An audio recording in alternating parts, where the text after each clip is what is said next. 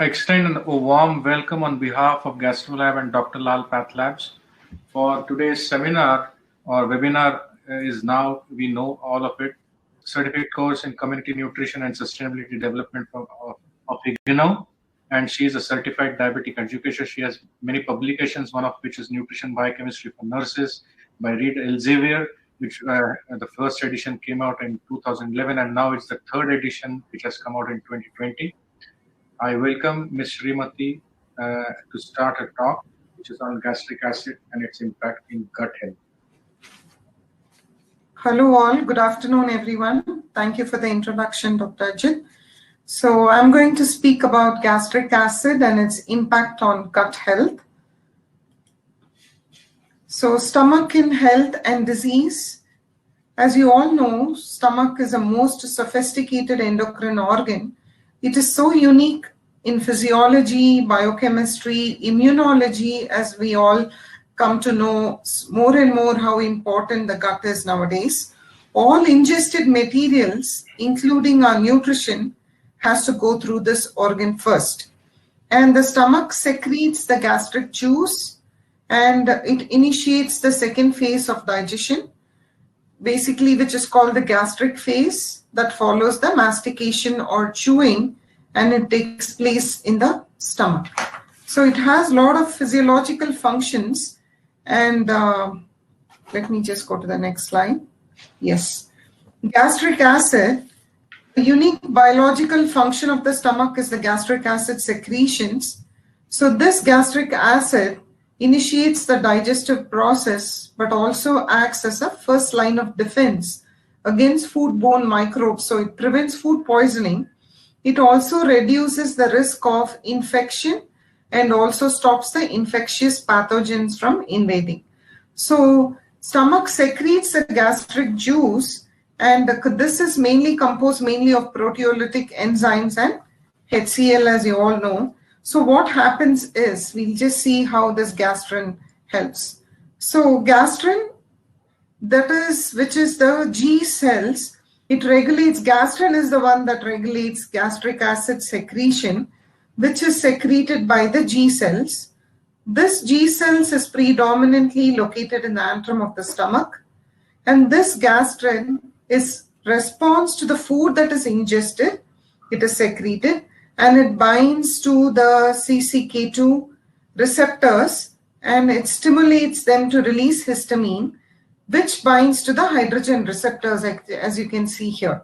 So all the parietal cells, so this is how it secretes the hydrochloric acid.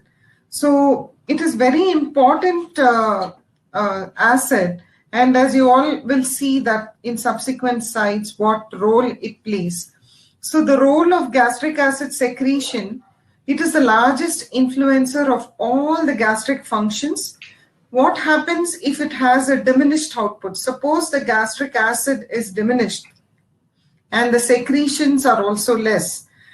What happens? It compromises the acid barrier for function against intestinal invasions by infectious organisms. So if the gastric acid is not enough, it is not secreted enough, then there is an invasion by the infectious organisms. So for example, if there is a pharmacological inhibition of the gastric acid secretion, as you all know, people keep popping antacids all the time, and you can see so many ads saying that you just pop and you're completely normal, and they think there is no side effects for that.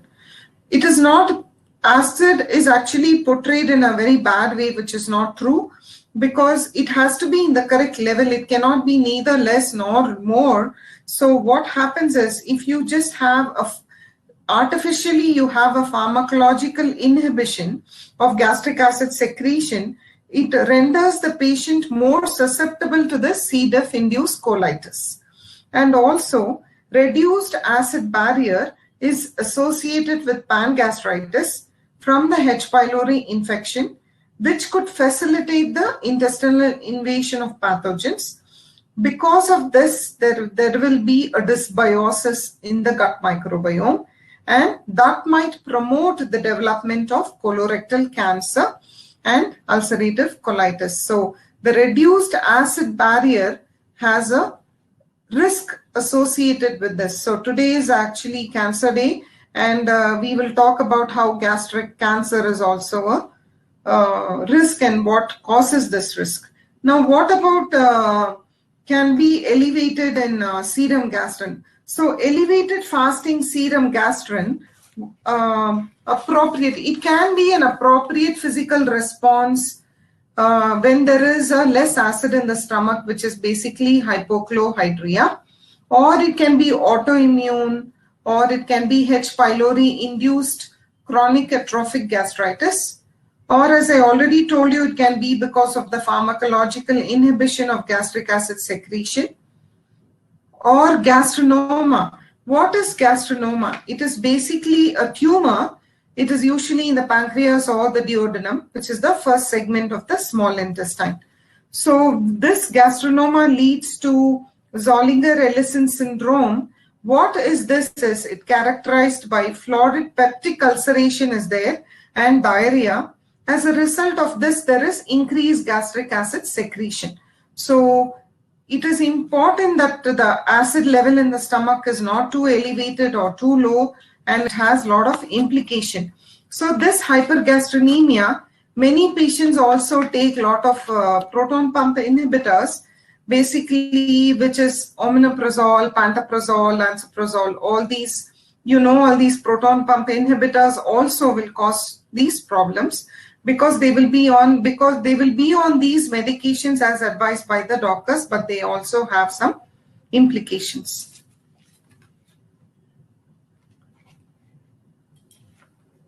Now, hypergastrinemia is associated with gastric tumor development because this gastrin plays a major stimulatory role in the development of both type 1 and type 2 neuroendocrine tumors. Has been in the media because of some celebrities, actors getting this. So it is important that gastrin plays a major stimulatory role, has to be understood. So because of this, this has a crucial importance of therapeutic implications, why there is so much acid level and what causes and what role this plays in these neuroendocrine tumors. And also because of this, the components of the gastric microbiome is altered, and the role of these bacteria has to be studied more, and why this plays this role and the dysbiosis results. And regarding the stimulation test and what it is, all this subsequent doctors will be talking about it. Now, acid suppression therapy. We are all so much aware that people just pop these antacids, which is pink, green, white, you name it, everything is out there. And they just take it like, just like mints, just like that they pop it thinking that, okay, everyone when you see in a rounds in a hospital or in your OPD, they just come and say, I have gastric. They don't understand what is gastric, but they just tell you, unless you prod them and tell them what are the symptoms. Is it a burn? Is it something uncomfortable? Or do they feel heavy due to some particular food they have taken? So they just term everything as gastric. So let us talk about this acid suppression therapy, how it affects the colonization dynamics. So hypochlorhydria, which is basically induced by acid suppression with higher levels of gastric nitrites. So because of this, there is an increased risk of gastric cancer. Now, atrophic gastritis also increases the growth of nitrosating bacteria that can cause this chronic H2R2 pathway. What is this H2RA pathway? Is basically histamine 2 receptor antagonist, which is usually prescribed with this proton pump inhibitors. It is a common practice to block the nocturnal acid breakthrough. So there also has a logarithmic relationship. So the pH of the stomach is altered, and because of these nitrogen compounds in the gastric juice can produce carcinogenic N-nitroso compounds.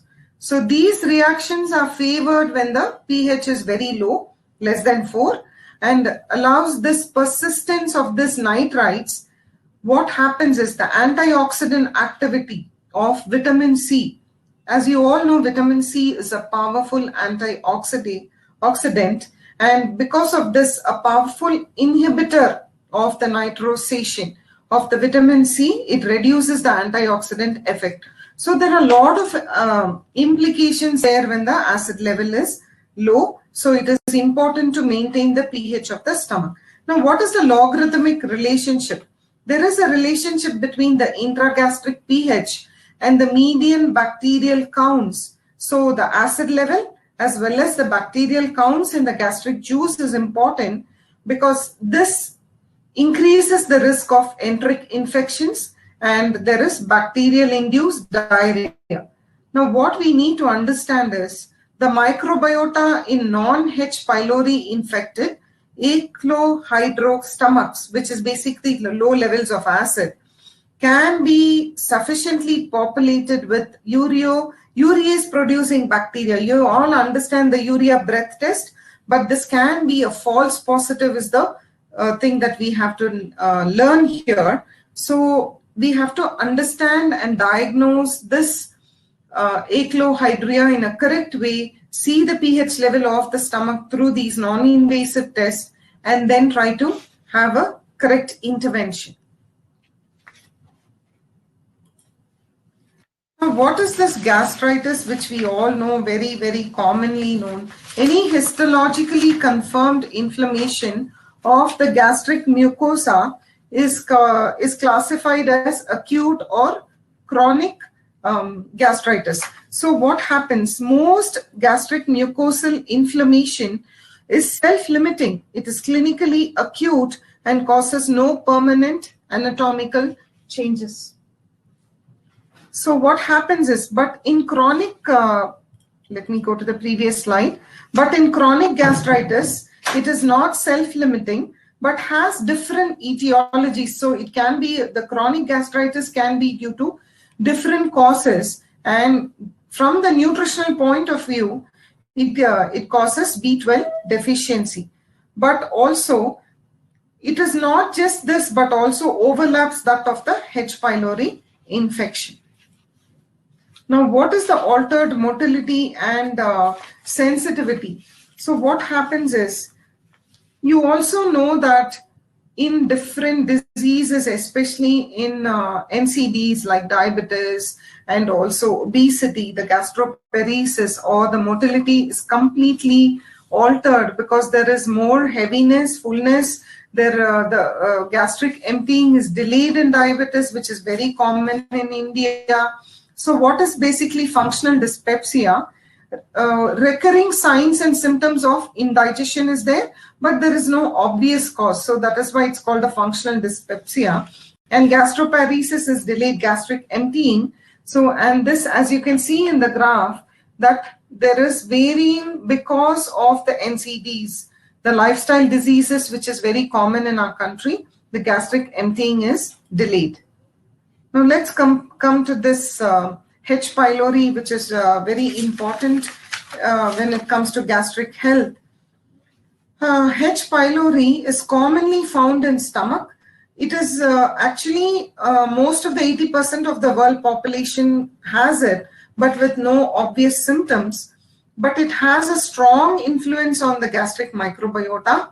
It increases the onset of gastritis. And false negative. Why do you get a false negative? So H. pylori tests are more common with recent use of antibiotics. So, and also this proton pump inhibitor therapy and that bismuth containing medication, which is basically your antacids, all this, and also in the acute upper GI bleed and idiopathic ulcers are also more commonly associated with these complications, including bleeding and perforations. Now, what happens with these H. pylori infection? It is considered the single most important risk factor of leading gastric cancer. So this is the most important risk factor of the gastric cancer. But not all gastric cancers are related to H. pylori. But the key word here is early detection. So if the gastric atrophy is there, and if you have an early detection, this plays an important role in treatment and cure. And so that it is important that we treat the H. pylori infection.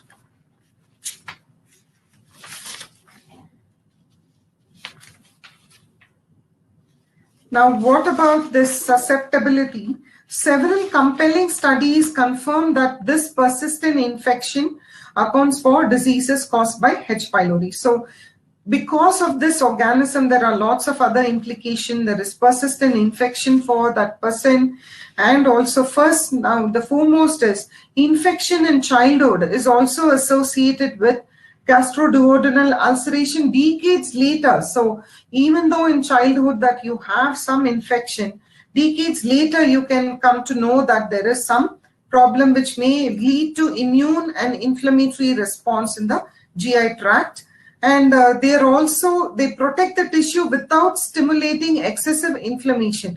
The body as such, because you know that the gut is the stomach, is a big immune and inflammatory organ.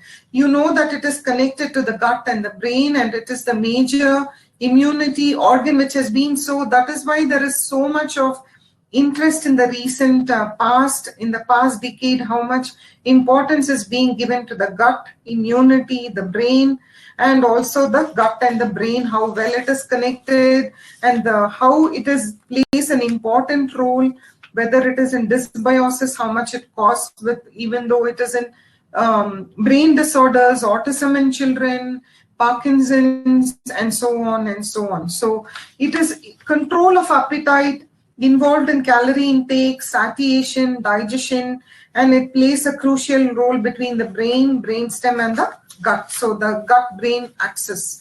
So it's so because of this, we have to make sure that we maintain gut health. And foremost, you know that immune and inflammatory responses in the GI tract are normally well suited.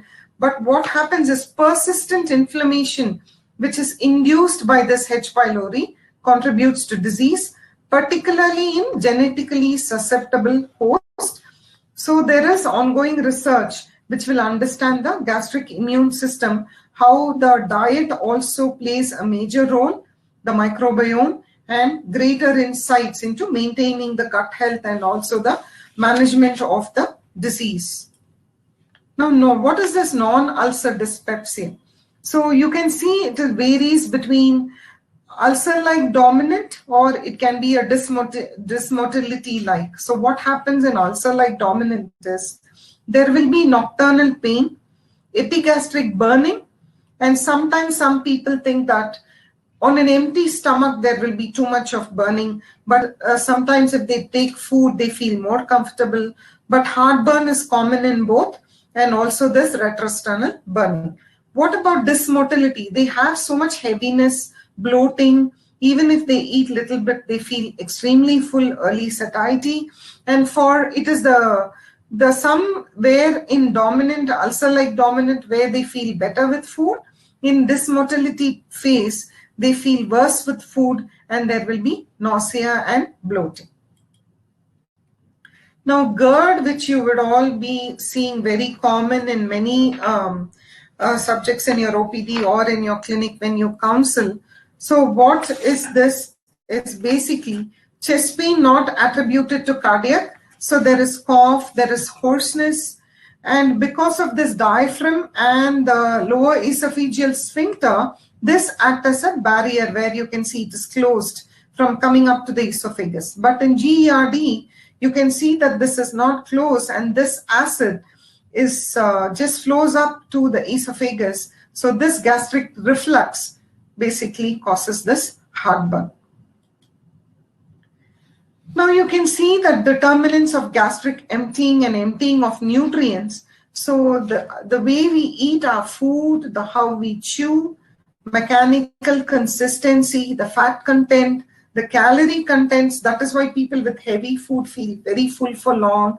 And also the osmolality, too much concentrated aerated drinks, or it can be the pH if you take acidic foods, nutrient value. So all this plays an important role, whether you take a high calorie liquid solid, or you take just water, or you take a low calorie liquid, something like if you take a tender coconut water, or if you take an aerated drink, which is more of carbon dioxide. So you know how different it is, how you feel when you take it. So all this plays an important role. You can see the change in the slope of emptying curve for solids, because this is the lag time required for the grinding of the solid food to transform into a homogenized material, which is basically called trituration. So how important it is, see what we eat, how we eat, when we eat. So the total amount of time it takes, and also the disease, the lifestyle disease you have, has an important role in playing with the satiety or the gastric emptying. Now let's come to our subject, how acid is important for nutrient synthesis. Now this is so important because that without acid, people do say, yes, I have acid, but without that, how important acid plays in the digestion and absorption. It is no more that you are what you eat, you are what you absorb. Because as you can see, there are a lot of intolerance, there is dysbiosis there.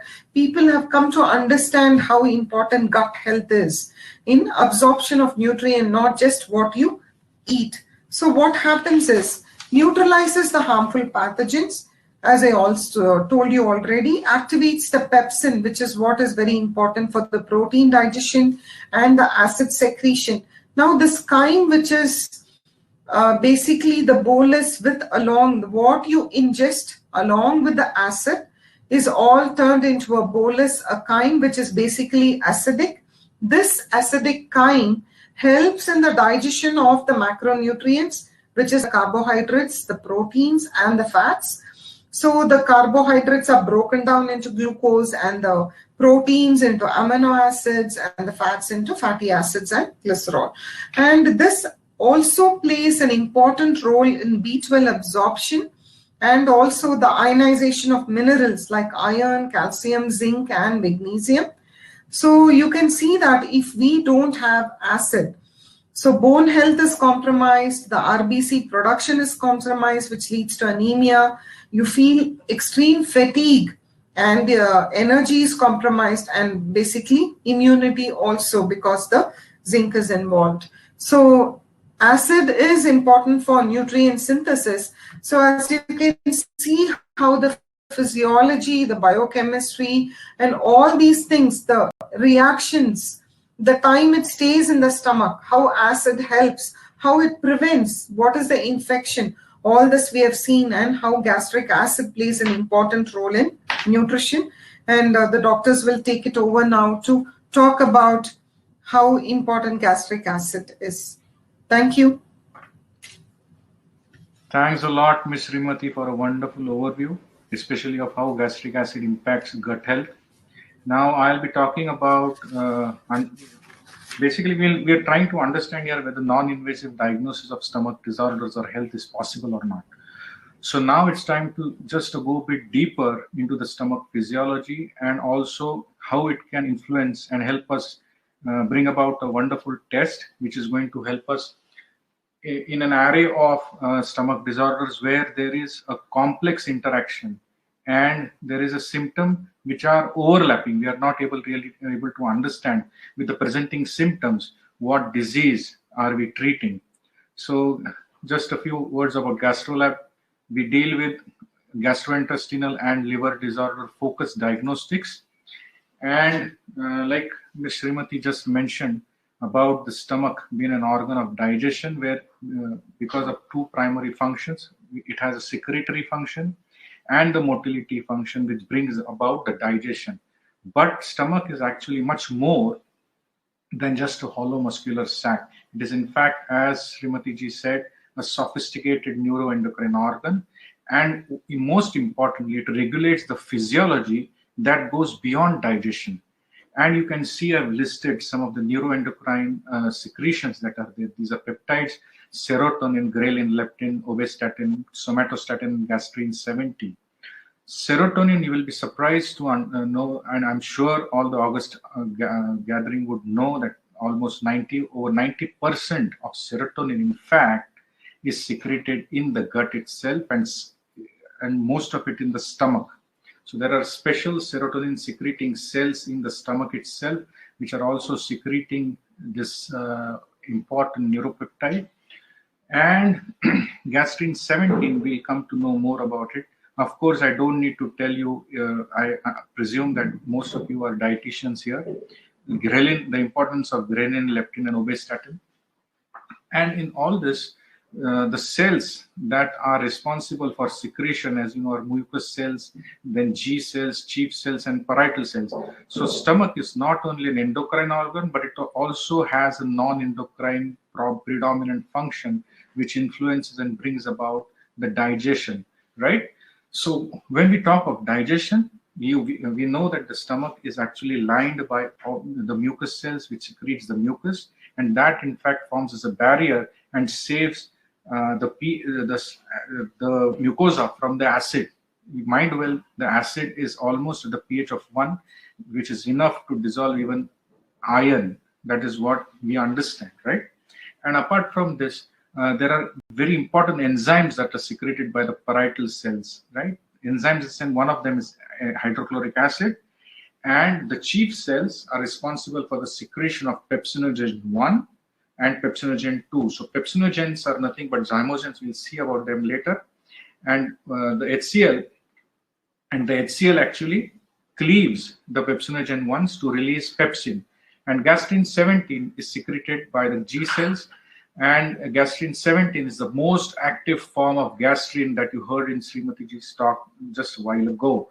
And gastrin 17, almost the entire activation of the parietal cells or the enterochromaffin-like cells, which stimulate the parietal cells to release the HCl, is because of this very important neuropeptide, which is called as the gastrin. It's a hormone, it's a peptide, it's called as a gastrin 17. And stomach over the years is known to take enormous insults, and it's only because of the resilience of the stomach that we really don't understand what sort of insult it is taking.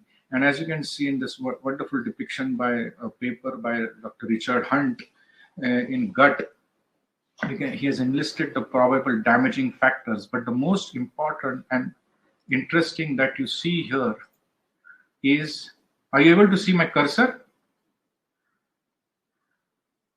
Anyways, that is the H. pylori. So stomach can be damaged by medications, by systemic disorders, by alcohol, by toxic foods, which ultimately affects the function and leads to what we know as a stomach function or dysfunction or a gastroduodenal dysfunction.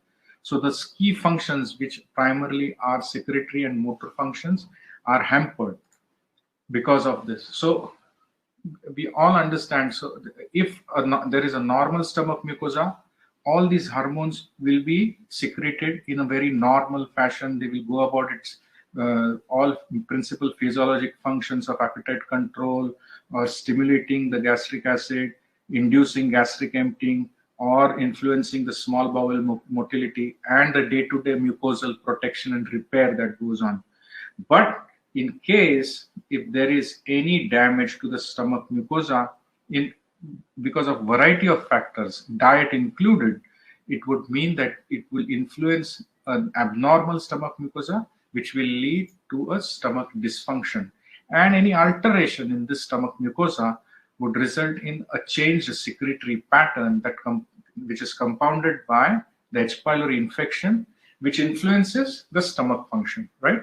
And that in turn will affect the normal stomach physiology, which is digestion, motility, and regulation of key metabolic processes.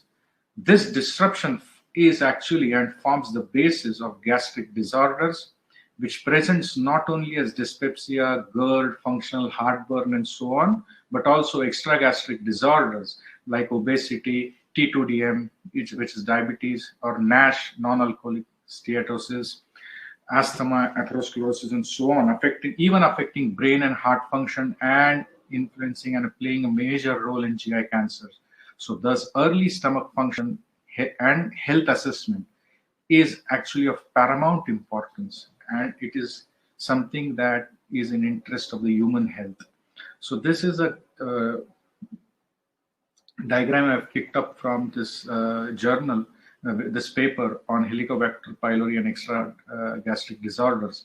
So irrespective of it's an abnormal stomach which is influencing such an array of disorders, and we really don't understand that because we never have really, on a practitioner level or a clinician level, we have not really tried to understand the influence or the disruption that happens to the stomach. So detection is extremely crucial when it comes to stomach. Otherwise, we are setting up the stones for future health disorders.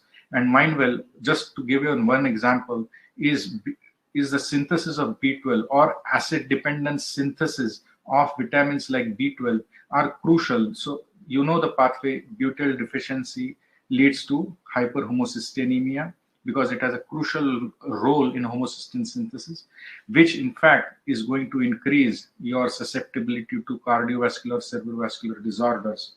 Also, this is just one example that I've given you, but there are multiple such examples that I think we can establish where it plays an influence and role, especially with the hormones that you are seeing.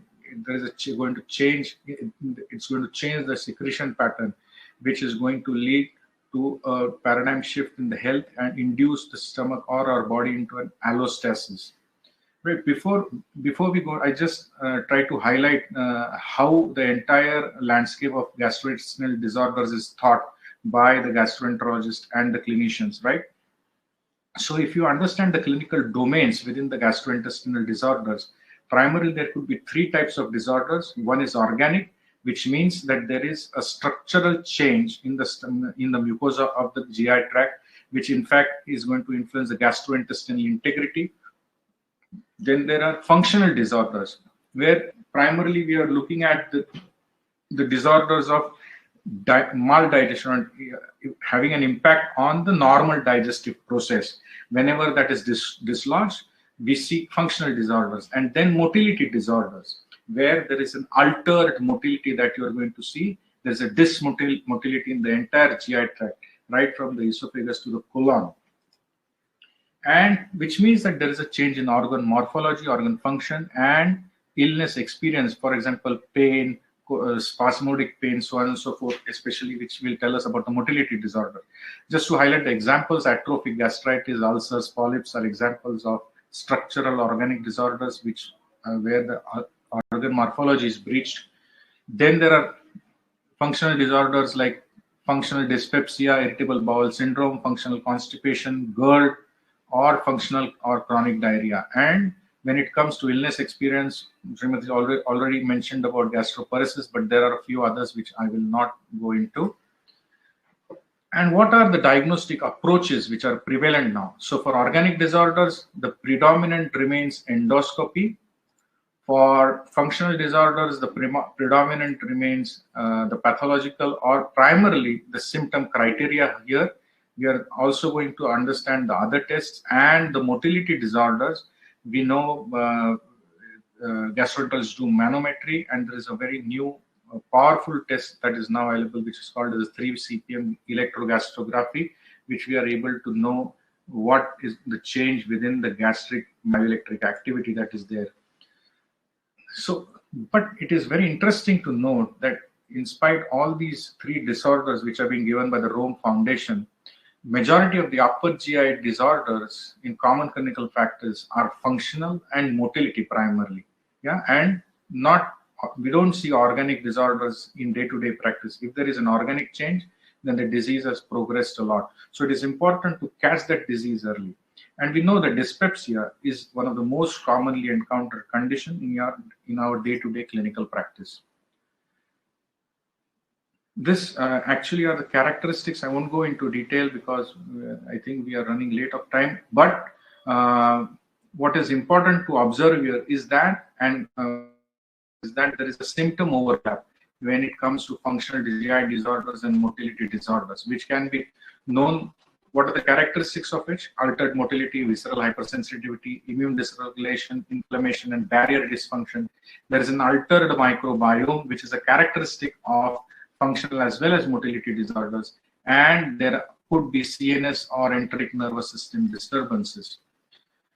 These functional disorders, especially dyspepsia, there is a significant amount of overlap. Look at the symptoms that you see: heartburn, regurgitation, belching, flatulence, epigastralgia, abdomen.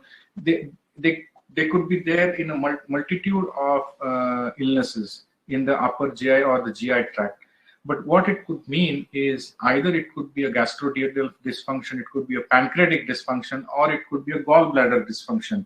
Because dyspepsia or nausea, vomiting is probably, it could be because of any of, in the sense, these symptoms could really don't pinpoint to a certain etiology or a certain pathophysiological change. So we really need to have a tool to be able to understand where the problem exactly lies and to help build an algorithm by it.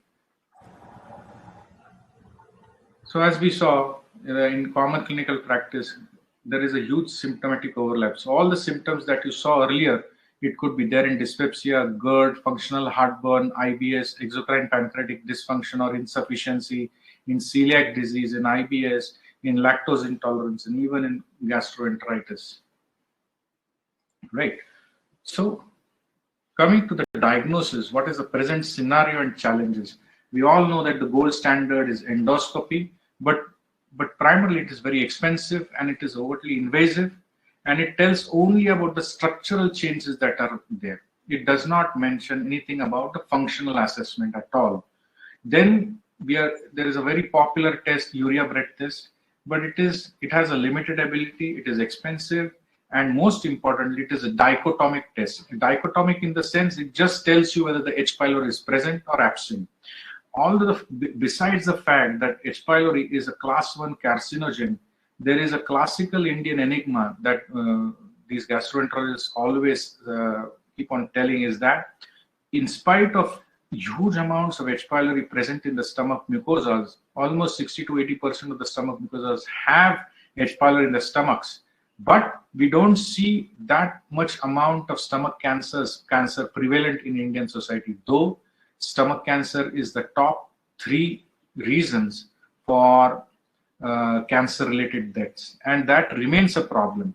But the point that has to be highlighted here is not all stomachs having H. pylori will go into cancer, right? So there could be some blood or fecal markers, but until now there was no comprehensive set of biomarkers which are specific or which could help you understand whether the presenting patient is having GERD, which is having a gastritis, which is having atrophy, or it is suffering from a functional dyspepsia, right? And until now, the diagnosis, especially at the primary level, was largely based on the symptoms, which led to a lot of tribulations in therapies. The specific diagnosis is not really possible based on clinical symptoms alone. So of course, is a non-invasive assessment of stomach health for stomach disorders really possible? To be able to really understand, we'll just look into the physiology, anatomy, and the secretome of the stomach. So you see here that this is a stomach. The black line is a division for the stomach, which helps us understand the part up to it. The proximal part is the corpus and the distal part is the antrum, right? So this is how anatomically it is divided, right?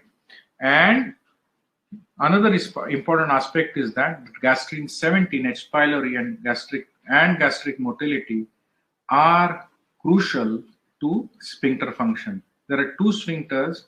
One is the lower esophageal sphincter, and its normal functioning is crucial as it prevents the food from regurgitating. So if there is any alteration in the LES pressure, the food will go upwards and the patient will experience GERD-like symptoms. Downwards, that is to distally near the antrum, there is at the pylorus, there is a pyloric sphincter, which regulates the passage of food to the duodenum. The stomach has a very complex physiology where it involves the gastrin 17 G cells stimulating the parietal cells via the cholecystokinin 2 receptor cells, which are there on enterochromaffin-like cells, which releases histamine, which docks onto the histamine 2 receptors, onto the parietal cells, which release hydrochloric acid. And hydrochloric acid, in fact, there is a negative positive feedback, which I'll explain. The hydrochloric acid cleaves the pepsinogen 1s, which are released by the chief cells to give pepsin. So pepsin is one of the main digestive enzymes that we know of. And we saw that the stomach is a neuroendocrine organ and the acid secretion is tightly regulated. We've already seen this, and it is important to note that the amidated gastrin 17 is the active form which actually influences the acid secretion in the stomach. So over the years, when scientists and researchers were understanding whether a non-invasive test was possible, they realized and zoomed upon very specific stomach biomarkers which will play a role in especially diagnosing and understanding the stomach health and disease. So basically, why? Because changes in serological or serum levels of biomarkers will reflect a change in the functional capacity of the stomach mucosa. We saw how these various enzymes and neuropeptides are influencing the stomach physiology, not only for the stomach, but beyond the stomach as well. Any abnormality in these markers would indicate a failure of the feedback mechanism controlling the secretions of the stomach. And any disruption of homeostasis results in increased allostasis. Allostasis in the sense, it is opposite of homeostasis. Our body is a constant allostatic load. There is hardly you will find a body who is in homeostasis, who is in harmony. No, because of so much insults with the foods that we are eating, it's always trying to reduce this allostatic load in the body. This allostatic load, as it accumulates, leads into a disease. So the commonest presentation in clinical practice is dyspepsia.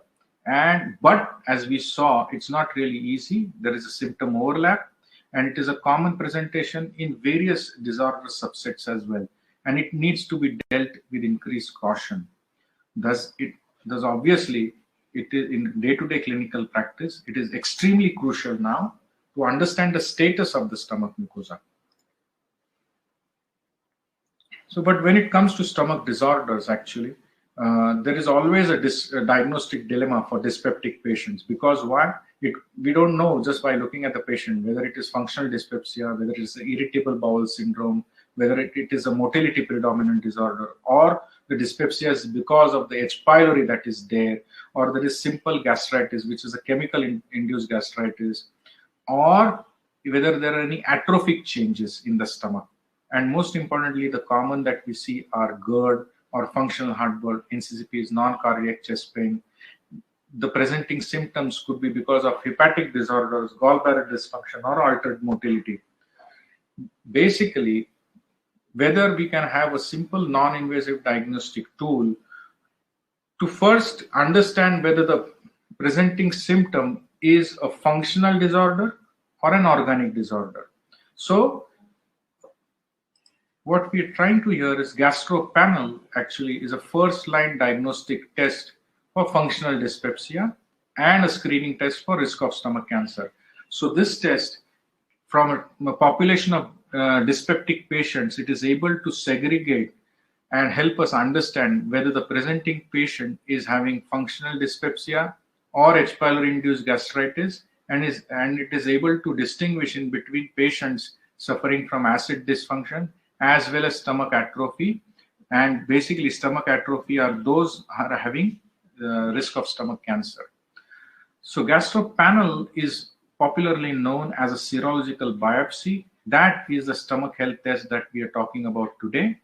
And the serological biopsy, why? Because it gives a snapshot of the stomach mucosa and is able to non-invasively assess the structural and functional changes in the stomach mucosa from a patients who are suffering from dyspepsia.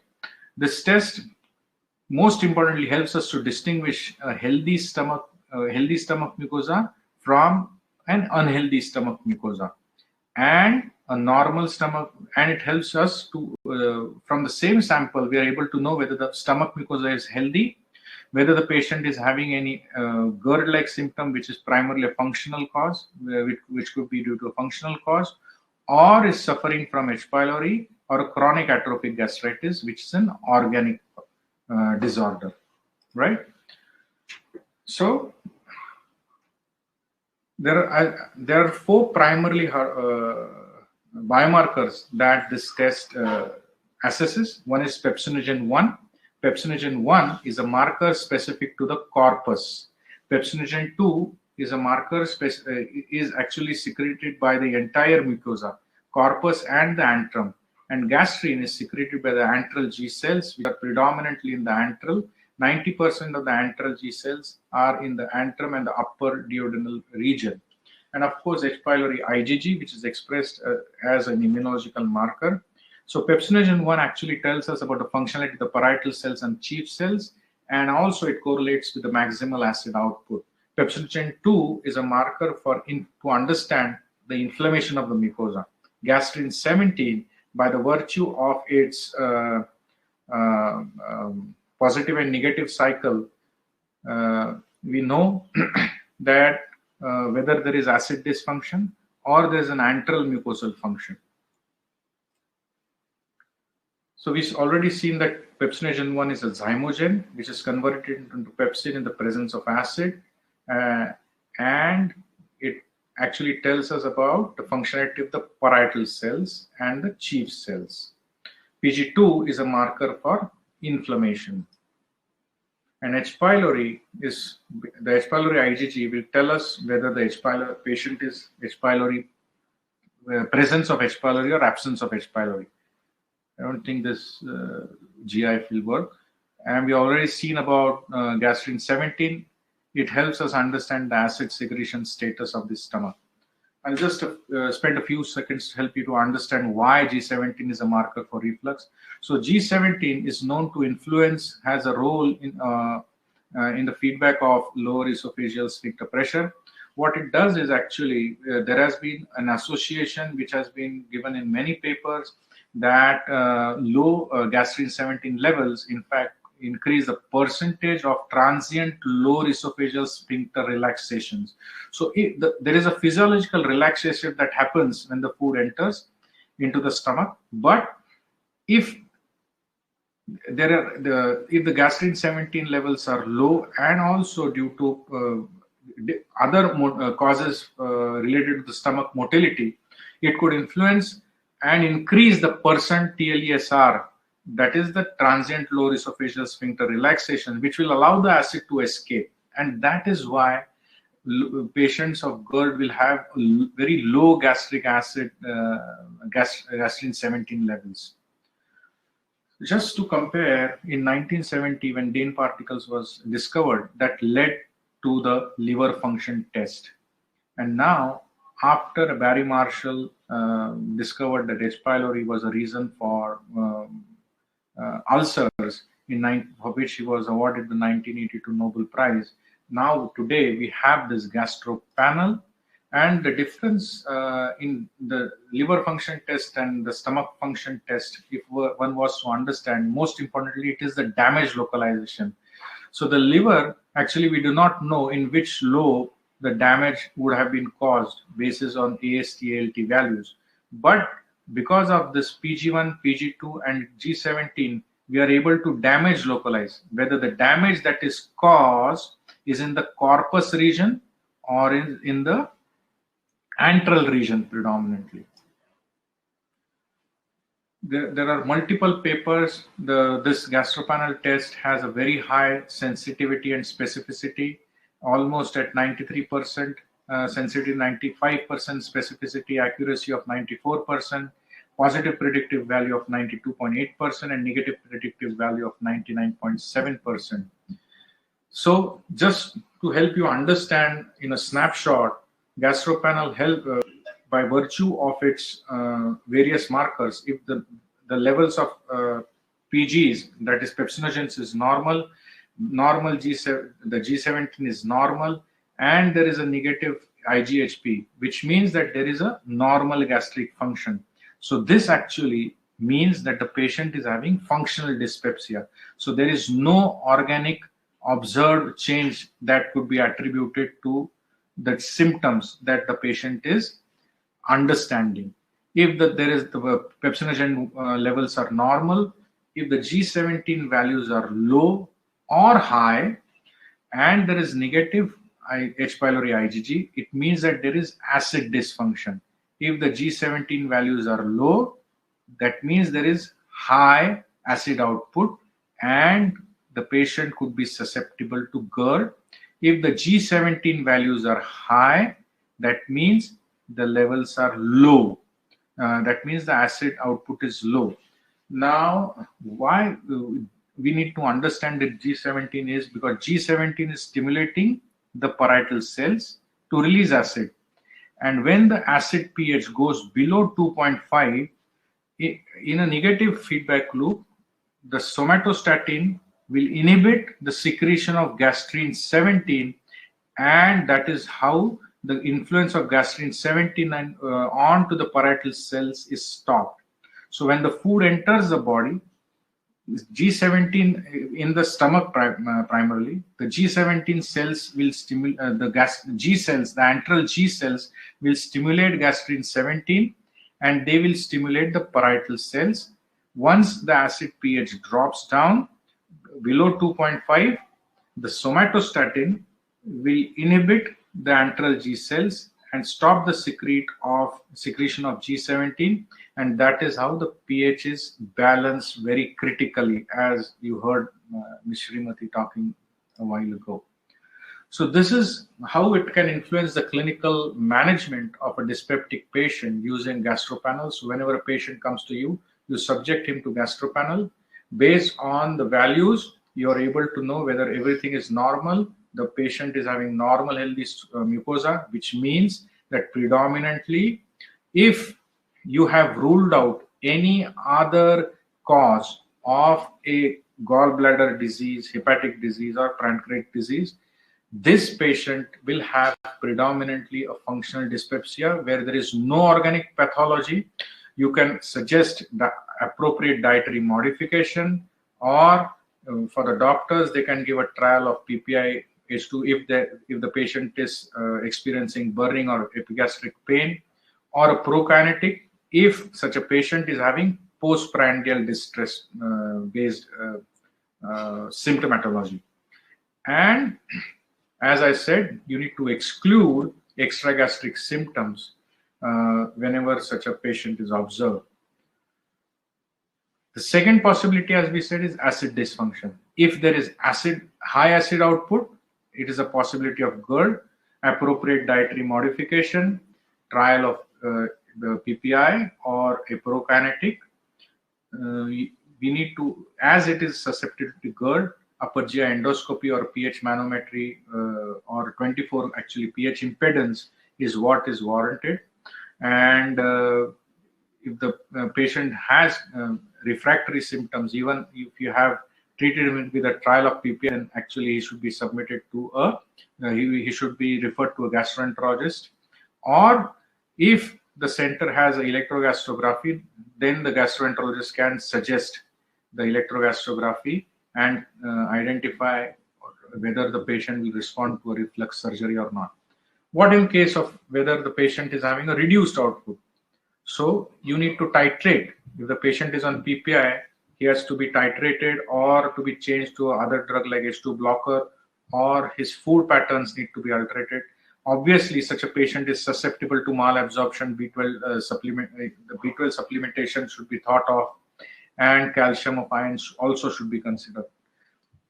So if it is gastritis, then it becomes an organic disease where either it could be H. pylori predominant gastritis or non-H. pylori. So in non-H. pylori, it could be due to alcohol or any NSAIDs that is taking, any medications that is taking. So careful history taking is important in all the dyspeptic patients.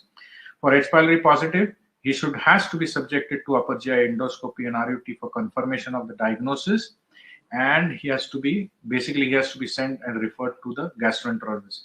If it is an H. pylori negative but gastritis is present, even then you have to refer it for an upper GI endoscopy to understand the underlying reasons, and to see whether even the endoscope is able to pick up those changes, and if there are any ulcers or other manifestations that are there.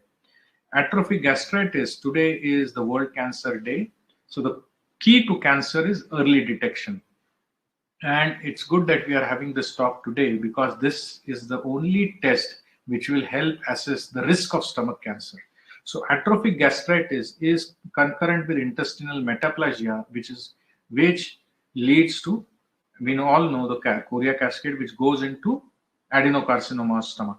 So the atrophic this test is non-invasively able to identify whether the stomach is having atrophic gastritis. Not only that, but we are able to know whether it's a corpus or in the proximal part of the stomach, atrophic gastritis is there. Antral atrophic gastritis is the atrophic gastritis in the distal part or the antral part of the stomach. And panatrophy is that the entire stomach mucosa is gone into an atrophy. So this has to be continuously evaluated by endoscopy, by a gastroenterologist, and a surveillance has to be done. If there is H. pylori, the H. pylori has to be eradicated. If there is no H. pylori, then the patient is predominantly of corpus atrophic gastritis, one has to always think and rule out of an autoimmune disease pathology, because almost 20% of autoimmune thyroiditis patients are known to have corpus atrophy, and so would be the case for type 1 diabetic patients. Just to summarize, what can gastropanel tell us about the stomach health function? It can help us understand the secretory state of the stomach, whether the stomach is in achlorhydria, hypochlorhydria, or hyperchlorhydria. It could help us give important information for appropriation of drug, know the acid secretion pattern of the stomach even before prescribing the therapy. For example, unless we know the cholesterol levels, we don't prescribe any anti-cholesterol treatment. Basically, we test lipids and only then prescribe statins. We don't do that. So now we have a test where in certain cases, subsets, it is important to know the acid secretion pattern, especially if a patient is taking, we know that once you prescribe the PPI, the patient will go on and taking the PPI and would not really come back to you. So you have to understand whether what sort of an acid secretion pattern, whether there is hypochlorhydria or achlorhydria that is there in the stomach. And also, this test is able to understand a patient's susceptibility to GERD and in time Barrett's, because you know that regurgitation, too much of regurgitation of acid and pepsin results to erosive esophagitis, and which leads to Barrett's esophagus. And most importantly, it helps to identify the patients at risk for stomach cancers. So importantly, as a dietitian, we need to understand that it helps us to understand risk of malabsorption. Accordingly, we should think of B12, calcium, magnesium supplementations. It also will tell us whether the stomach is inflamed or not, whether H. pylori infection is there or not, and it will help us rule out extra esophageal symptomatic presentations. So this is a repeat. I will stop my talk here, but I'll come back later to help you understand how the reports are going to help you, because the proof of the pudding lies in testing it. Yeah. So I stop here. I welcome Dr. Himanshu Muzumdar, and in the meantime, I would like to ask the participants, if at all they have any queries, please feel free to drop them in the chat box. We'll try to answer as much as possible. Thank you. I welcome Dr. Himanshu Muzumdar to give his talk. He is responsible for validation of various tests of clinical chemistry and biochemical genetics, and also assists in research, evaluation, validation of frontline technologies at Dr. Lal Path Labs. He has participated in multiple workshops, from molecular diagnostic methodologies to sequencing and post-sequencing analysis, to mammalian cell culture and molecular diversity of microbes, to sputum proteomics and urine exosome isolations characterization and GCMS analysis. He has delivered various talks in CMEs and conferences. I welcome you, Dr. Himanshu Muzumdar, for your talk. Thank you. Thank you, Dr. Ajit, for the introduction. So most of the key points, highlights of stomach function, stomach physiology, the role of acid, its impact on day-to-day health. Everything has already been covered by the two esteemed speakers. I will just go through my slides quickly, just to give you an overview of the test, what we are doing at our lab. This new test gastro panel, the highlights has already been discussed by Dr. Ajit. So if we see gastrointestinal disorders, what we observe that in clinical practice, around 9% of the patients that visit general practitioners, they come up with one or the other gastrointestinal problem. And if we see the global data of GI disorders in case of primary healthcare centers or general practitioners, we can see that dyspepsia constitutes almost about 11%, then gastroesophageal reflux at around 14%, and other functional disorder around 9%. So what is the present scenario of diagnosing a gastrointestinal disorder? As already mentioned, the gold standard and most commonly used technology is nothing but endoscopy, upper GI endoscopy. But endoscopy is an expensive and invasive test. Many people, many patients don't want to go for invasive tests, especially during these periods of Corona, COVID-19 and other things. So if we consider various aspects of gastrointestinal disorders, maybe it's a dyspepsia, reflux disease, chronic atrophic gastritis, or chemical-induced gastritis, H. pylori-induced gastritis, is there any non-invasive approach? So that non-invasive approach, as already mentioned by Dr. Ajit, is the gastro panel, or we can also, means like this test we have launched by the name of Stomach Health Test Gastro Panel. So if we consider this test, there are 4 parameters, 4 biomarkers that we are doing: capsinogen 1, capsinogen 2, gastrin 17, and anti-H. pylori IgG antibodies. So in clinical practice, who are the target population? Who are the target patients whom we should advise or prescribe gastro panel test or stomach health test? The patients with a history of dyspepsia, hyperacidity, flatulence, epigastric pain, reflux disease, patients with autoimmune conditions like IBD, IBS, thyroiditis, celiac disease, or patient with a history of H. pylori infection, may be eradicated, may not be eradicated. The utility of this test comes like it identifies subjects with healthy stomach and functional dyspepsia. It identifies patients, this test identifies patients with acid dysfunction and risk of malnutrition, because hypochlorhydria many a times can result in malnutrition of many other essential elements like B12, vitamin B12, calcium, all these things. These things has already been covered by Dr. Srimati and Dr. Ajit. This test also segregates patients with H. pylori induced gastritis and non-H. pylori gastritis, and detects the patients who are at higher risk of developing stomach cancer.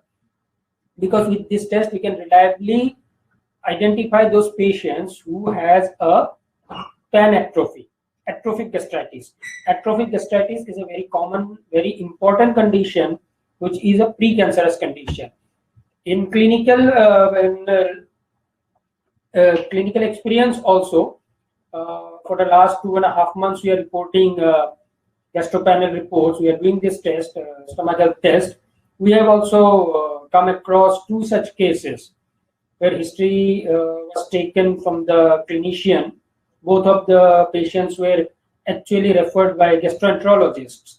So we discussed the case with Dr. Ajit. We discussed the case with the gastroenterologist also. In both the cases, the stomach health test report was clearly indicating that these 2 patients are having atrophy. So the testing protocol, this test we are performing by enzyme immunoassay method.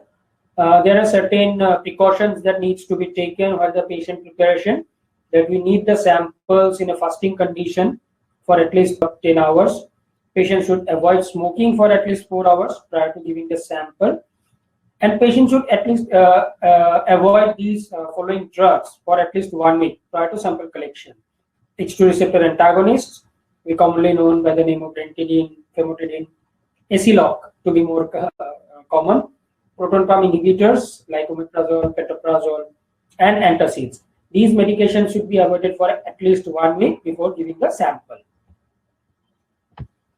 EDTA plasma sample is the preferred sample, but we are doing this test on plasma. It should be separated as soon as possible, and it should be transported in refrigerated and frozen conditions. The sample should not be hemolyzed, should not be lipemic, because hemolysis and lipemia may interfere with these results. So why stomach health test? Because it's the first line non-invasive blood test for assessing the stomach health. It can reliably distinguish between a healthy and a diseased stomach. Cost effective, reliable, easily available, and reproducible. Whenever we talk about a blood test as compared to any invasive test like endoscopy or any imaging technique, blood tests are always convenient because a particular location, a particular locality may not have a high-end ultrasound center, a high-end clinic where endoscopy and other tests are available, but blood sample can be collected from anywhere in this country and can be transferred to any referral lab where these tests are possible. So it helps to detect patients who require additional investigations. As already mentioned by Dr. Ajit also, that looking at the results and by interpreting the report generated by the specific software, we can see that some of those patients may require additional investigations in the form of endoscopy, biopsy, histopathological examinations. So it's a very highly accurate test with a sensitivity of 93% and specificity of 95%, and more importantly with a positive predictive value of around 93 and a negative predictive value of around 100%. So now I'll give it over to Dr. Ajit to discuss some of the reports to find out what type of values we come across while doing this test, what are the interpretation, the possible permutations and combination of those results, and what are the interpretations in interpreting the stomach health of any particular patient, depending on the results and the software generated report. Over to you, Dr. Ajit. Yeah, Dr. Himangshu, this is your first case itself. Yeah. You can start, I can join in. Yeah, this is the report format of LPL, where we collect 4 very relevant history from the patient, that whether the patient is having any acidic symptom, whether he or she is presently using PPI, whether any history of taking regular or occasional non-steroidal anti-inflammatory drugs, or is there any history of H. pylori eradication. So these are the results of these 4 biomarkers with the reference intervals, and you can see below the interpretation. See, if we consider this report, the report discussion will be the next part by Dr. Ajit. If we consider this particular report, the pepsinogen 2 level is increased, and the history of PPI is not available with us. So you can see in the interpretation is mentioned, since all other parameters are in the normal level, there is neither a helicobacter pylori infection, we are seeing that temperature levels are normal, nor there is an atrophic gastritis, because pepsinogen 1-2 levels are not low. But if the patient is currently taking any medication that inhibits acid secretion, the blood pepsinogen levels may be found elevated. So this is just a report format of LPL, what we are offering with this stomach health test. Over to you, Dr. Ajit. Yeah, thank you. So what I've done is I've collated some of the reports from the Indian population subsets itself. I see in the chat box there are some questions, and I would urge them to pay attention to this subset of reports, as most of the questions will get addressed. One of them related to PPI, stopping or asking the patient to just go in for the test despite he having taken PPI or not. And the second about the comparison, the same of the endoscopy, whether, and some doctors, his experience about whether endoscopy is more useful than gastropanel or not, and whether it will have accurate similar levels with accuracy or not. So all these questions are going to be answered.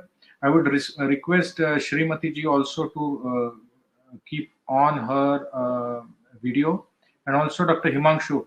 We all will discuss amongst us, if it's okay with you, Dr. Himanshu. So here is a case of a 40-year-old male who was dyspeptic, who had no heartburn, but had a history of flatulence. He had no history of H. pylori infections and did not report of any use of NSAIDs, and apparently he hadn't taken any PPI usage.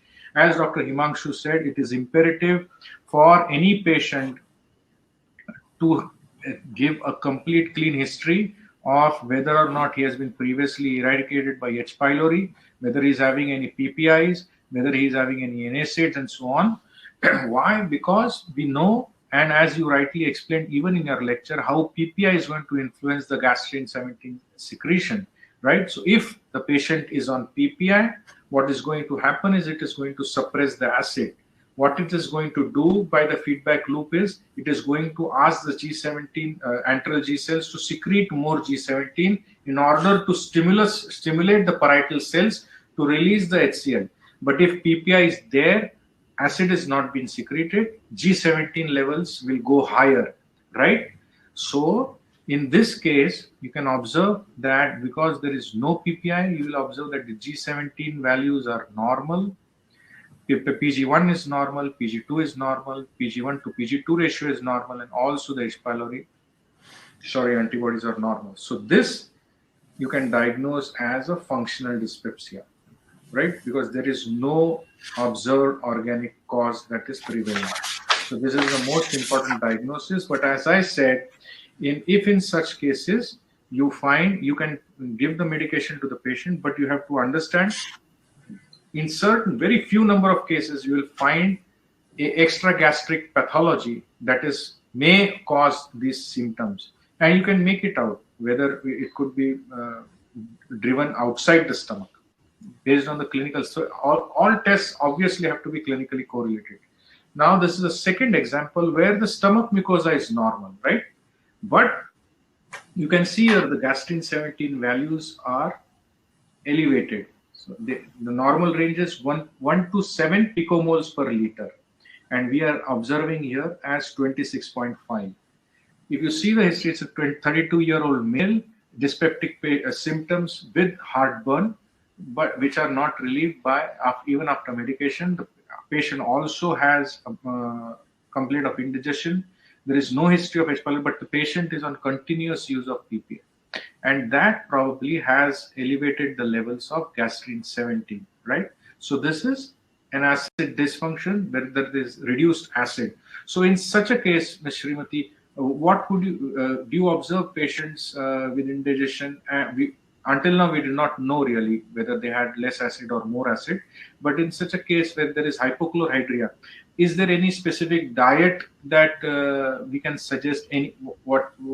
How you to proceed with such a case? So when there is less acid, so there will be indigestion. So depending upon his symptoms to a particular food, we have to take a food frequency and also see what is causing this indigestion. Is there a particular food or particular type of food group that is causing this? And then what is his routine and also the timings of the meals? All this has to be taken into account. And if possible, maybe try to have a food intolerance test. Maybe he's trying to have a particular thing which is not going to agree with him, and then do a customized diet chart will be the correct way to go. Okay, thank you. Thank you. So this again is a 36-year-old male, dyspeptic symptoms. He also had heartburns, chronic, but he experienced chronic cough, not relieved due to routine meds. No history of H. pylori infection, no use of PPI, and no use of NSAID.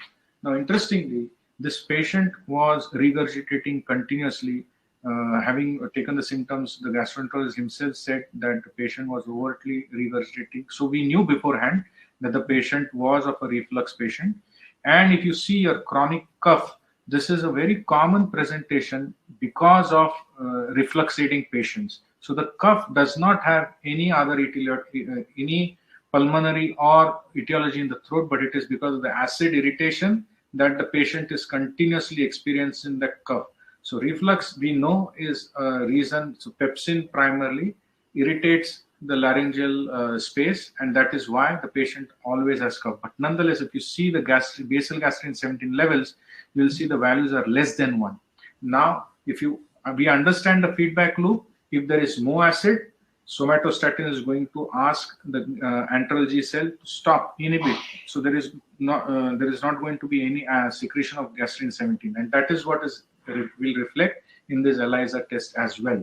So this is a classical case for reflux where you're having less than 1 gastrin basal 17 values. I think we all have encountered reflux at some point or other in whatever span of age that we are all are in. So any particular dietary restriction, dietary modifications that are going to help these reflux patients? How should a dietitian proceed? So we don't give highly acidic foods which will irritate his mucosa more and make the reflux worse. So, and also long gap between meals. What people mostly do is they have a very late dinner, maybe because of work issues, all this time, not in the corona period because most of them were at home from working from home. But all this time they used to get home at 10:30 and then have a heavy meal, which they wouldn't have had either as a good breakfast nor a lunch, and they would not have anything. So what happens is they have a very heavy meal at the very late night, and this will also irritate and go to bed very soon. And because of this is going to really increase his reflux. And so we have to make sure that his timings is maintained depending upon the work routine, what best can be advised, and also try to avoid acidic foods and maybe give him more of probiotic foods in the form of fermented foods with probiotics, buttermilk chas, all those things which had traditional food patterns depending upon the state which he comes from, what he's used to it to eat at home. So Yeah. India is very diverse. So food is something very personal to something. So I cannot tell someone coming from a different region to take some other food. So what is specific, what he has grown up eating, so what he's comfortable with, that has to be taken into consideration, and then make a customized chart for him. Right. Perfect. Thank you. Thank you. So this is a report representing an H. pylori infection, but you can see that there is no inflammation. And the last report with Dr. Himanshu showed the PG2 levels were marginally elevated, but there was normal H. pylori. Now here you can see that the H. pylori antibodies are almost greater than 800, right?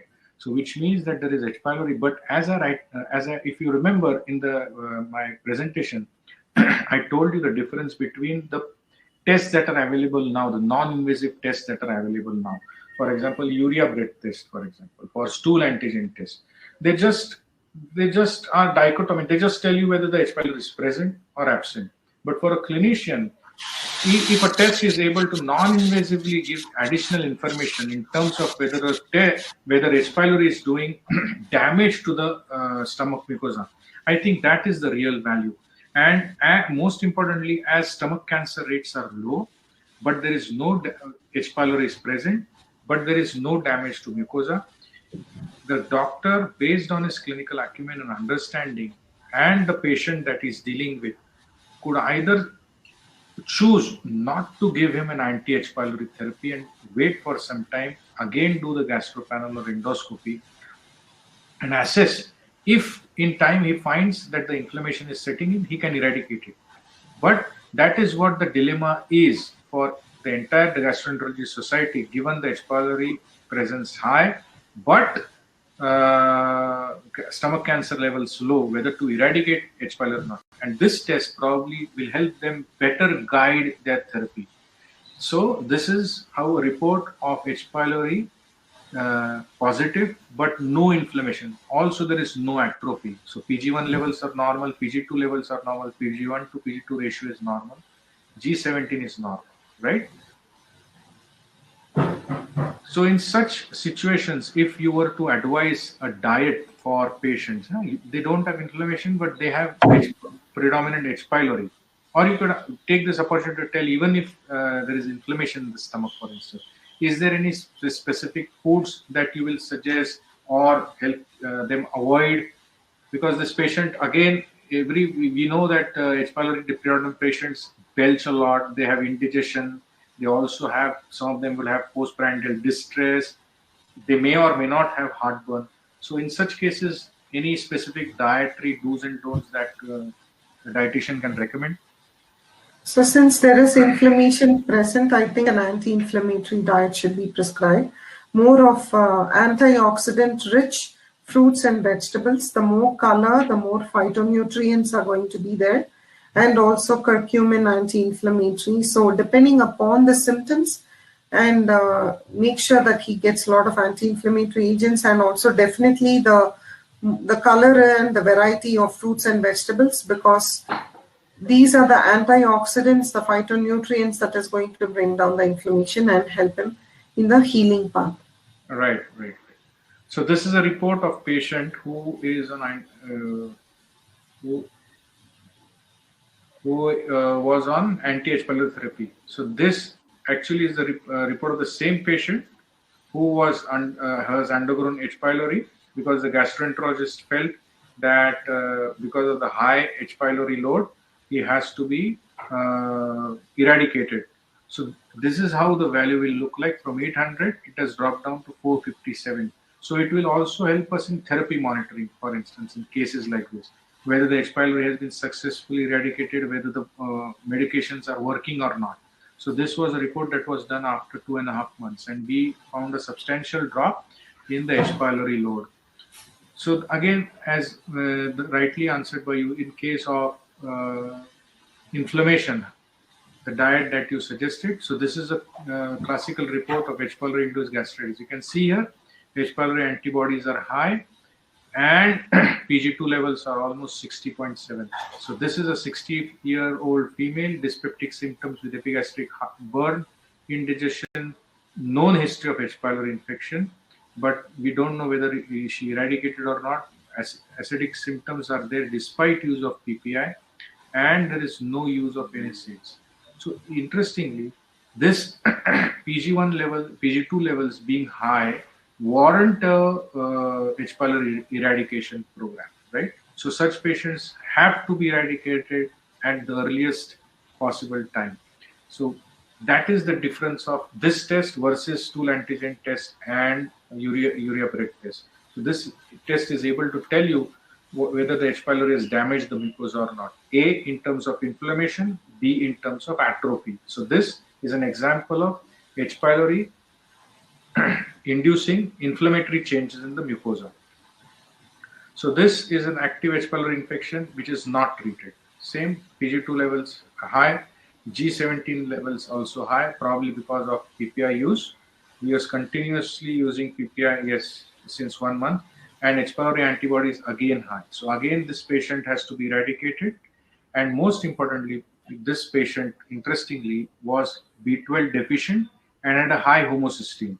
Now, these subset of patients where H. pylori is there, where G17 levels are high and B12 levels are low with high cystinemia, as you know, are right candidates for a cerebrovascular or cardiovascular disorders, because we know that high homocysteine in fact drives the clot forming potential within the blood. We all know that. Yeah. So B12 supplementation will be the key. Of course, he has to be assessed for other cardiovascular and cerebrovascular events or not, but I think B12 supplementation will help him immensely. And now we lead on to the risk of stomach cancer assessment part. So this is a 53-year-old female patient, was largely asymptomatic, and we have to bear in mind that these will be chance findings. The reasons are different because she had intermittent belching and loss of appetite, but she reported anemia, right?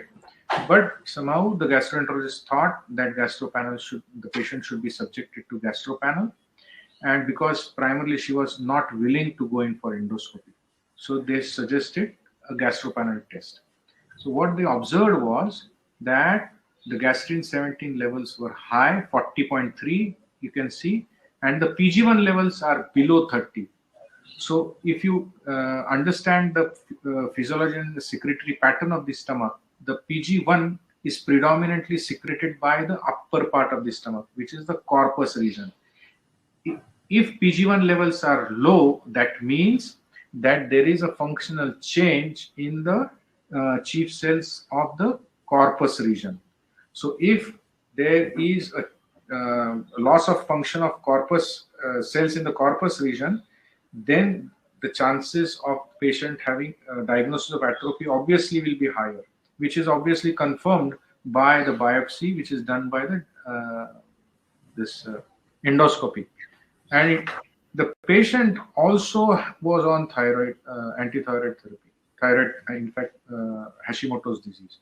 So the patient was hypothyroid, and interestingly, as I told you, autoimmune thyroiditis patients, actually 20% of them have been observed to be having atrophic corpus gastritis. So which is in India, actually, because of thyroid and type 1 diabetes mellitus, this may be a very common finding. Now, to address the question whether if a patient is on PPI or off PPI, whether a gastropanel test will be accurate or not. So the answer to that is yes. There will be a change in the levels of the gastropanel test because of the fact that the patient will be on PPI, but yet a meaningful diagnosis accurately can be made basis the report that is generated. So consider a normal patient who is suffering from acidity, he is taking a PPI. What is going to happen is, because of the fact that he is taking a PPI, the gastrin 17 levels are going to be high, but PG1, PG2, and all the other levels are going to be normal. That is why in the case, if you remember, Dr. Himanshu showed that in every report you will find whether the patient is having PPI or not, H. pylori therapy is there. These questions have to be answered, and the algorithm that is built in will take into account with the presenting report that is there, especially the G17 values are attributable to the patient whether he is on PPI or off PPI. So if G17 values are high and patient is on PPI, it means that there is no pathology. Though G17 values are only and only because of this patient is taking PPI, right? What is the other case where the G17 values will go high? Is the case which we saw earlier in atrophic gastritis, yeah, because there is loss of cells in the corpus region, right? In that case, what is going to even the parietal cells will lose that function because of the atrophy. So in this case, the acid secretion will go down and G17 levels will rise. So whenever there is a PG1 levels are low and G17 levels are high, it's a confirmed diagnosis of corpus atrophic gastritis. And in this case, what has happened is the patient is on PPI, right? He's facing, it's a 59-year-old patient, dyspeptic symptoms are there, epigastric pain is there, belching, indigestion, and he's not responding to treatment, right? But he's continuously using PPI. Now, the interesting fact is, despite PPI usage, we'll see that the gastrin 17 response is very low. There is no response by antral G cells. What does that mean? So this means that there is a loss of function in the antral region, right? So which and also the presence of H. pylori. So now such a report presentation where H. pylori is high and gastrin 17 levels are low despite PPI usage, which is pointing directly towards a possible antral atrophy, right? And such cases have the highest chances of going into adenocarcinoma. So this test actually, that is why it's very important to assess the risk of stomach cancer. Yeah, because despite PPI usage, you're going to. So in fact, we call this as a PPI test. So it's a non-invasive way to confirm the diagnosis of antral atrophy. So if a patient is on PPI, H. pylori are present and gastrin 17 levels are low. So there is no response from antral G cells, right? So the chances of loss of function of antral G cells is understood. The most probable diagnosis, provisional diagnosis is antral atrophy. The patient has to be subjected to endoscopy and histopathology to confirm this diagnosis. And this is pan atrophy report, where you will find PG1, PG2 low, yeah, PG1 to PG2 ratio 3.2, below 3, any report below 3 also is suggestive of atrophy. G17 levels are low, so everything is low. So there is a complete loss of function of the entire stomach mucosa, right? So this is a classical case of pan atrophy, and such patients need to be surveilled throughout the year for endoscopy. And we all know that atrophy is a precursor to adenocarcinoma, and it is concurrent with intestinal metaplasia. Yeah. So if there are any questions, I think I have tried to answer through these reports. We have tried to answer most of the questions that people have raised here. And Dr. Himanshu, you want to add anything? Not exactly from my point. Is there any question from the audience? Yeah. And what is the turnaround time for the audience to know, ma'am? So, we are reporting twice a week at present.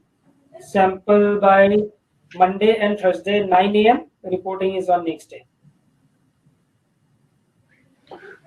So there is a question that how useful is this when compared to endoscopy? They are saying that doctors said that endoscopy is useful, more useful than this test, and this test is not useful. So my answer to that question is that I don't know whether that endoscopist has used this test or not, but this test is being used extensively by gastroenterologists across India, and there have been enough research publications to compare endoscopy reports, especially for atrophy, and the atrophy that is reports that are generated by gastro panel. And there has been a fantastic corroboration in between endoscopy and gastro panel. In fact, this is the only non-invasive test which is going to tell you accurately the condition of the stomach. And also, this test is part of the National Dyspepsia Task Force, which is set up by Indian Society of Gastroenterology. All of those do endoscopy. So the endoscopists themselves are acknowledging the importance of this test. Of course, like all tests, you can expect some fallacies that may arise, some discrepancies based on the clinical responses from the patient, but in no way this test is less accurate. It is a highly validated test across the world. It is actually it's a first line screening test used by Russian Gastroenterology Society, Russian Digestive Society, and also the Chinese Society as well. In Japan, they use the pepsinogen 1, pepsinogen 2 levels extensively along with H. pylori and gastrin 17. And of course, now India we have been using, and we have fair amount of understanding of why this test should be used to the maximum advantage by clinicians and dietitians to better understand whether the presenting symptom is because of a healthy or an unhealthy stomach, and accordingly appropriate therapies or dietary patterns could be suggested.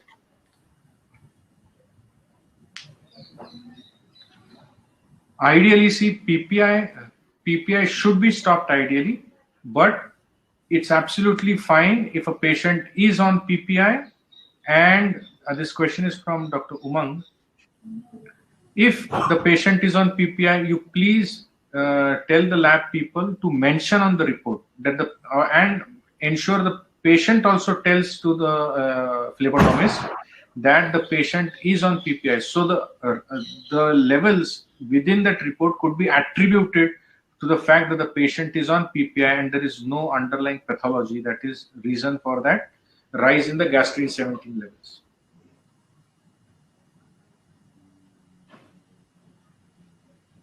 I think if there are no further questions, Madam Alka, should we close this session? Yes, Dr. Himanshu? Shrimati ji? Yes. Yes, Yes, thank you. For Thank the you. question. Yeah, Thank you, sir. Thank you, ma'am. Thank you, the audience, for your presence, and thank you, Ms. Srimati, and thanks a lot, Dr. Himanshu.